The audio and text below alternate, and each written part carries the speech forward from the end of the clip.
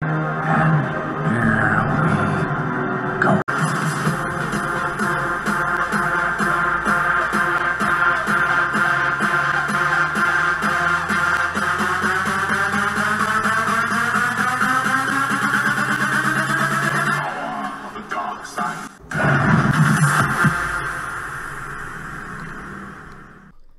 is the white picket fence fallacy that, if we're not careful, becomes nationalism, jingoism. That dream isn't real. It never was. Because that dream doesn't get along nicely with reality. Other cultures, immigrants, the poor, the suffering, people easily come to be seen as different or un-American. The white picket fence becomes a gate to keep others out. We're at our best when we keep no one out. A good dream is shared radically, shared with everyone. When something isn't shared, it can become the American lie. What's up, all my Ewoks, Trolls, Droids, and Wookiees? It's Anna, also known as that Star Wars girl, and today I'm going to be talking about Captain America. Because once again, they have been failing Captain America in the comic book world. Now, for those of you that do not know, years ago, they decided to say, hey, we're going to spice things up a bit. You know Captain America? You know that guy that loves America? That loves his friends? That will do anything and sacrifice himself for his country and, you know, other people? Well, guess what?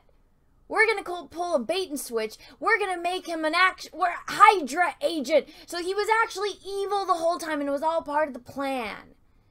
And that didn't go over very well. So you know what they did? They made him a clone. So Captain America has, the Captain America that's been out in the comics, the good Captain America, that's not Steve Rogers, that's Steve Rogers' clone. And what have they been making Steve Rogers do now? Well, they've been making him go around and meet other Captain Americas around the United States, which all just happen to be women, and they're all, you know, the token women that you will see now in media and movies and films, because instead of actually trying to come up with characters and make them original and interesting, they're like, nope, you are your skin color, your ethnicity, and your sexual orientation. Those are the only aspects of characters that we care about. And so that's all of their characterization. It's not, in my opinion, I don't look at people, because here's the thing. Here's a big thing. A majority of people, at least almost every single person I've ever met in my entire life, is not a racist. And, I mean, it's very rare that you will actually meet somebody that is a hardcore racist, and usually they expose themselves pretty well, and people tend to stay away from them. So me and the people that I know, we don't judge people based on their skin tone. I personally don't judge people based on their sexual orientation. I don't care. Unless they're actually trying to get into a relationship with me, that's the only time that will ever become an issue. But I judge people based on their merits and their ethics, and if they're actually enjoyable to be around, if I actually like these people or not. And that's just me. That's just me personally. And a lot of other people that I know do kind of the exact same thing. But people that are writing stories nowadays, they don't care about any of that. They're like, no, you have to be these tokenized things for our little checklist that we need to do, and that's it. We're not going to give you any more depth. Because here's the thing, if we do make you an interesting character, that takes away from those, you know, those points that we're trying to gain with certain people. Doesn't make any sense to me, but that's what they do now.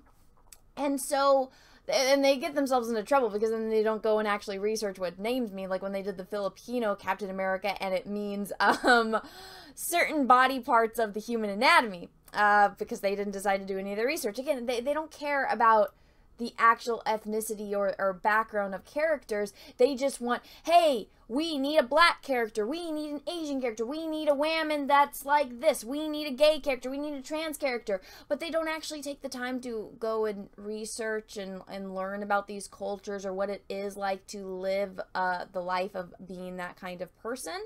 They don't care about any of that. They just need it for their checklist. So they don't understand that when they are going to do a character and they're going to use language, they don't go and research what those words actually mean, and it's a big embarrassment for them. And all of the Filipino people that are seeing this, they're like, what the fuck is this? Is an insult. also you name that after a certain part of the body, which is not very flattering. But do they care? No.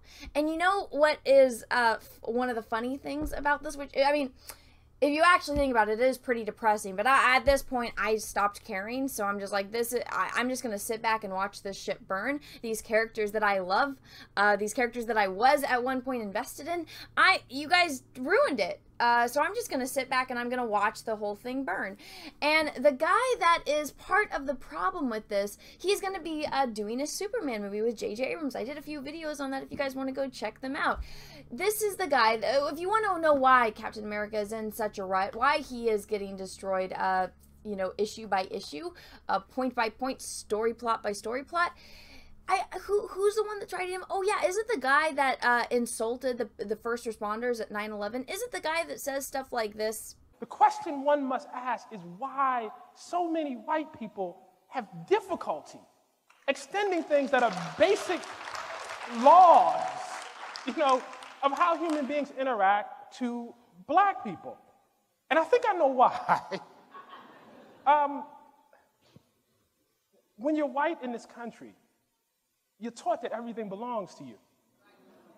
You think you have a right to everything.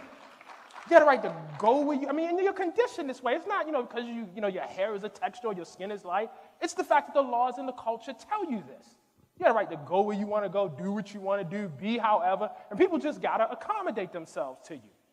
Now, after seeing that and learning a little bit more about that person, it's not a surprise why Captain America in the latest Captain America issue is calling it, instead of the American dream, the American lie, and is basically being pretty un-American and pretty ignorant of how the world actually works. And I mean, if you actually think about Captain America, the time period that Steve Rogers was born, I know that this is the clone version of him, so maybe there was something wrong in the cloning process and that's why he went all wackadoo. But it doesn't sound like the Captain America we know and love, does it? No, it's because it's being written by a guy who is kind of ignorant of the way that the world works. Like, just in those statements, again, I said earlier in this video, you know, racism and people that are racist, they kind of expose themselves without anyone having to do anything, because the stuff that they say comes out of their own mouths. So again, if you are going to be disrespectful to first responders, especially ones that went in and sacrificed their lives on 9/11, you kind of lost any respect you could have had for me. But then on top of it, going and saying stuff like that, it's like, I'm sorry, I know I'm like half this guy's age, but it's pretty ignorant of how the world works, and it's pretty ignorant, at least in how America works. I mean, I think everyone, what is America based on? It's found, we're coming up on 4th of July, right? 4th of July is only a day or two away. And depending on when you're watching this video, it might have passed by then. But it's based on what? Freedom. Everyone is free to go and do what they wanted. Yes, there was slavery in America. Guess what? There was also slavery since the beginning of time. Not just in America. And that's what blows my mind, is that people, the way that the world is now, they think that it only happened in the United States. It's like, no. If you go to Africa, different tribes in Africa would enslave each other when they took over. Go look at any empire ever in the history of humankind. They all took slaves, and America was very specific to a certain ethnic group of slaves. But go look at the Roman Empire. They didn't care. They took over your people. You're all fucking slaves. You're all fucking slaves. Hey, when the Moors invaded Europe, guess what? They took slaves. What ethnicity were the Moors? Where did the Moors come from? Oh yeah, did they come from Africa? History. It's important. Learn it. Thank you everyone so much for watching. If you liked this video, go ahead and smash the like button. If you didn't, that's okay too. Thank you those for watching this far through. If you have not subscribed to my channel yet, maybe take a minute, smash the subscribe button, and ring the bell for notifications. I am so close to 200,000 subscribers, so it really would mean a lot to me, and everyone that's been with me throughout this entire journey. thank you so much. It's been an absolute pleasure. I'm going to continue to make videos and just speak my piece on it. And if you guys don't like it, that's completely fine. This is just my opinion on the stuff that I see, on things that I grew up loving, and just watching them get destroyed and me giving my 2 cents on it. So everyone, thank you so much for being here. I hope you have a great rest of your day, morning, evening, afternoon, wherever you are in the world. And may the force be with you, because we are really, really, really going to need it. Bye, everyone. Hey everyone, if you'd like to help support the channel, check out my Etsy, where I sell prints of my original oil paintings and drawings that range from horror villains, heroes, and your favorite Star Wars characters. I also have an art channel where I post time lapses and tutorials, and also if you want to see work in progresses, I also have an Instagram dedicated specifically to that. Then finally, you can check out my Teespring for wearable merch, and all platforms are listed down below in the description of this video. So thank you so much everyone, and have a great rest of your day.